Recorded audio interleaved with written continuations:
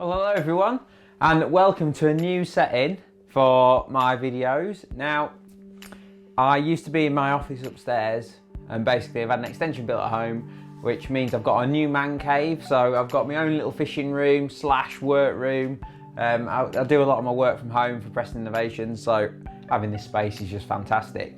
But that's the boring stuff out of the way. Basically, I want to really get this channel up and running again. I know I've said it a million times, but I want to try and keep regular content on there. I don't want to promise anything like, every day I'm going to upload something, but I'm going to try to do one a week.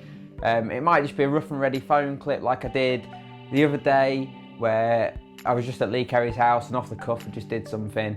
I thought that worked really well actually. It was loads of info. It saved me editing time, but it meant that you guys got some info as well. So that's the sort of thing that we're going to look at, and as well as some nice videos as well, and then all the awesome Preston Innovations content that we produce as well. So head over to that page, give that a subscribe to my page as well. There's loads of stuff going on. It's going to be a great year.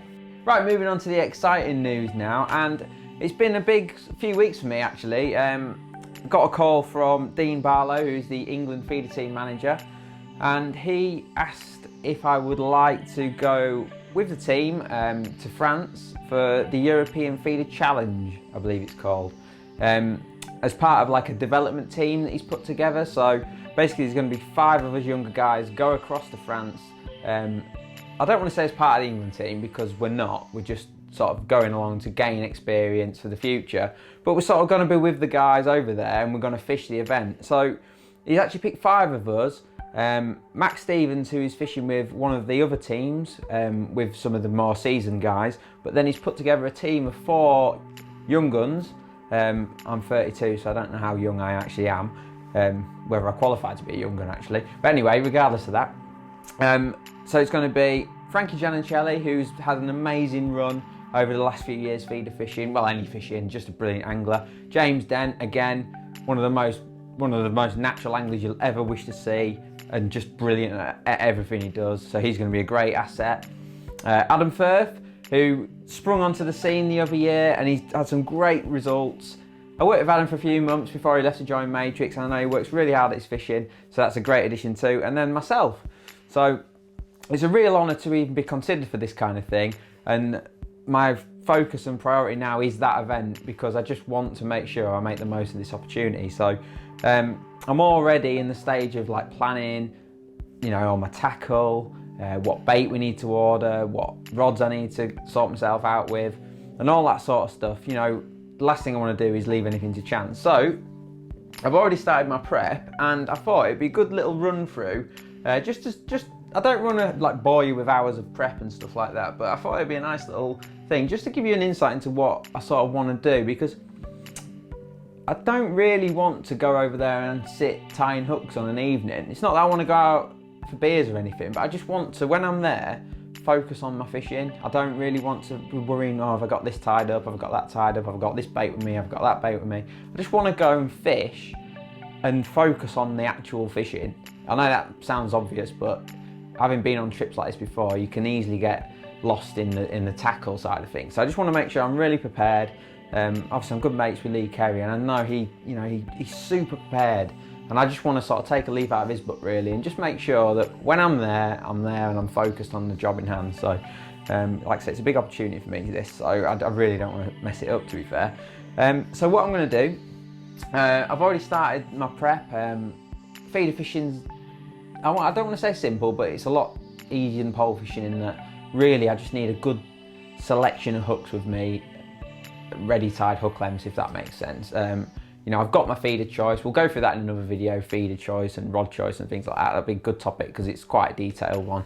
But I just wanted to sort of show you what I'm thinking about hook lengths really, because once you've got a core of your hook lengths and your hook choice, then you can pretty much go anywhere feeder fishing, and that's how I've sort of done things.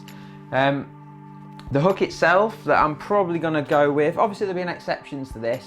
I will tie over hooks as well, but as a good all-round feeder fishing pattern that you could just take literally anywhere, and especially on natural venues where bowed hooks are allowed, I think the natural N30 from Preston Innovations is such a good pattern. It's that sort of it's like it's a Wygate hook, but it's like a swept bend on it, and it's just fantastic. For me, it's the right balance between, you know, sort of a finesse hook and a strong hook. It's not by any means like a butchering hook. It's not a manly hook or anything like that. But I know that I'll be fishing bloodworm and joker over there, possibly worms, maggots, that kind of thing. Small baits, I'd say. And this hook will just fit the bill perfectly. Now, it's really strong. It's that black nickel finish. It keeps its point well, and I've just got a lot of faith in this hook. It's not a pattern that I used to use much. I've always been a fan of a really wide, you know, sort of gape hook. But Lee Kerry put me onto these last year, and I've loved them ever since. They're just a really nice all-round hook that just never lets you down, like I say. So what I'm going to do, I'm going to tie them in all different sizes, in all different diameters as well. And I just think that gives me a great grounding. I will tie a few other hooks, like I say, N10s, I'm definitely going to tie some of them, which is a long shank pattern, which I think will be good for roach fishing. You know, should we have to do a bit of that. But really, I want to stick to N30s and N10s and keep it simple. I don't really want to be worrying about, you know, having too many hooks tied up. So I'm going to tie them in all different diameters, from 010 right up to sort of 018, possibly even 020, in case it's a real speed job and you don't want any line twist. But they're going to be my hooks. And I've just got a brand new one of these, the old Revolution hook length box. Now, if you've never seen one of these before, they're absolutely fantastic.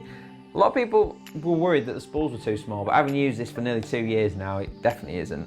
And you get loads of different spools in there, ready to put your hook lengths on. And it's just a case of daisy chaining them together. Now, what I'll do, I'll have one of these sort of per hook pattern, if that makes sense. So this will be my M30 box when I get cracking. And what I like to do, I like to be quite precise in what I do. So rather than just tie all my hook lengths to one length and shorten them on the bang, I much prefer to make them to a set length. And I think when you're fishing at that kind of level, I think, you know, time wasted shortening hook lengths and that isn't really right. So what I'm going to do, I'll have hook lengths on, so across the board I'll have the same hooks, if that makes sense. So I'll have this one at 50 centimeters, 75 centimeters and a meter. They're the hook length lengths, and then I'll have an 18 to 012 in each one, for example, a 16 to 014 in each length. And I know it's a bit faffy, but when I'm there, like I say, I just want to be in the zone. So having it like that, if I need a 1 meter hook length, I know it's bang on, 75, 50. 50 centimeters is the shortest you can go in international rules. So it's important to have that bang on as well. So, and I'll show you a little trick for that. So yeah, that's what I'm going to do. That is the plan. So that is where I store all my hook lengths.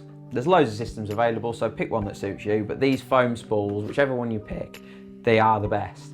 And I believe these are the best because there's no faffy pins or anything like that to store them. The old Revolution system, it just spins around so you can locate your hook length. Really easy. Line choice, it's going to be AccuPower for me. A line that I've just gone all in on now. I used to use Reflow Power all the time. Absolutely love it, still love it. But just for consistency, I want to use AccuPower across the board because it's a line that I trust like now. And I know Lee Kerry is exactly the same. We use it from 07 up to 022. It's a brilliant line. Loads of people are on it now. It's fantastic. And for simplicity again, I'm just going to tie everything on AccuPower. Now, I did mention getting the hook lengths the same length. And like I say, having them bang on for me is really important. So to do that, I've created myself this little beauty, or big beauty, I don't know if you can see that there. And basically, you can see that, it's just a plank, it's a bit of old skirting board actually. And I've nailed a pin in there, which my hook goes on. And then when I've tied my hook length, wrap it on there. And then I've got a pin at 50 centimeters, a pin at 75 and a pin at a meter. And it just allows me to be super accurate with everything that I'm doing. And I think at that sort of level, you know, that's really important, as it is in any fishing. So all I've done, I've already pre-tied a hook on there just for ease. I tie my hooks by hand in case you're interested. I probably should do a video on that because I know a lot of people ask. So all I do, put the hook on that end, and then say I want a 75, wrap the line around, form a loop around the 75 pin. You can see that there. pinch the line together, pull it off, and then it's just literally a simple case of tying a loop in it. I like quite a big loop when I'm feeder fishing. It's just something else that's stiff in my rig. I just do a figure of 8 loop knot, nothing fancy. Always wet your knots, just like that. Trim it off, and there we go. We've got a 75cm hook length, absolutely perfect. I'll show you how I put it on the spool. I'll just pop that down there. And it's a rough and ready tool, but to get your hook lengths consistent, I think it's invaluable.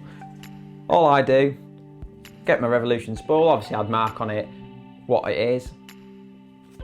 Simply hook the hook into the foam, fold it flat, and then I do that on the opposite side of the pin, just to save tangles. And then I go over to this side and I wrap it around, keep wrapping until we get to the loop.